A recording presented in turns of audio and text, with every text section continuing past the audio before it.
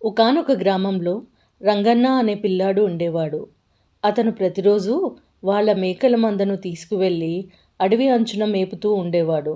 రంగన్న తండ్రి ఇతర కూలీలతో కలిసి దగ్గరలోని పొలంలో పనిచేసేవాడు. మేకలు మేపే సమయంలో రంగన్నకు ఏమీ తోచేది కాదు. ఒకరోజు అల్లరి పిల్లాడైన రంగన్నకు ఒక ఆలోచన వచ్చింది. అతను తన తండ్రిని, కూలీలను సరదాగా ఆట పట్టించాలనుకున్నాడు. రంగన్న గట్టిగా కేకపెట్టాడు.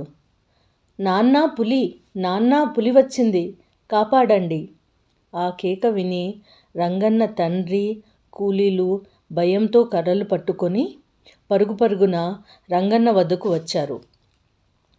వారు అక్కడికి చేరుకోగానే రంగన్న నవ్వుతూ, ఇది కేవలం ఆట, పులి ఏమీ రాలేదు అన్నాడు. రంగన్న అబద్ధం చెప్పాడని తెలుసుకొని వారందరూ చాలా కోపంగా వెళ్ళిపోయారు. కొన్ని రోజుల తర్వాత రంగన్నకు మళ్ళీ అల్లరి చేయాలనిపించింది. అతను మళ్ళీ గట్టిగా నాన్నా పులి అని అరిచాడు. ఈసారి కూడా వారందరూ పరిగెత్తుకుంటూ వచ్చారు. వారు మళ్ళీ రంగన్న అబద్ధం చెప్పాడని తెలుసుకొని చాలా ఆగ్రహించి వెళ్ళిపోయారు. అయితే ఒకరోజు నిజంగానే అడవిలో నుంచి ఒక పెద్ద పులి మేకల మంద వైపు వచ్చింది. పులిని చూసిన రంగన్న ప్రాణం భయంతో వణికింది. అతను భయంగా గట్టిగా కేకపెట్టాడు. నాన్న పులి! కాపాడండి! కానీ పొలంలో ఉన్న రంగన్న తండ్రి మరియు కూలీలు రంగన్న అల్లరి చేస్తున్నాడనుకొని అతనిని నమ్మలేదు.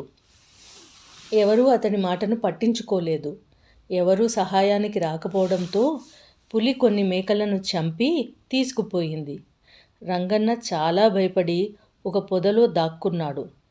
సాయంత్రమైన తర్వాత రంగన్న తండ్రి వచ్చి మేకల మందలో కొన్ని మేకలు లేకపోవడం చూసి ఆశ్చర్యపోయాడు. రంగన్న వణుకుతూ జరిగిన విషయమంతా చెప్పాడు. అప్పుడు తండ్రి ఇలా అన్నాడు. చూసావా రంగన్న, పదే పదే అబద్ధాలు చెప్పడం వల్లే ఈరోజు నిజమైన ఆపద వచ్చినప్పుడు కూడా ఎవరూ నీ మాట నమ్మలేదు. అబద్ధాలు చెప్పడం ఎంత ప్రమాదకరమో ఇప్పుడైనా నీకు అర్థమైందా అని రంగన్నను అడిగాడు. ఈ కథ వల్ల మనం నేర్చుకున్న నీతి, ఎప్పుడూ అబద్ధాలు చెప్పకూడదు. అబద్ధాలు చెప్పేవారిని ఎవరూ నమ్మరు.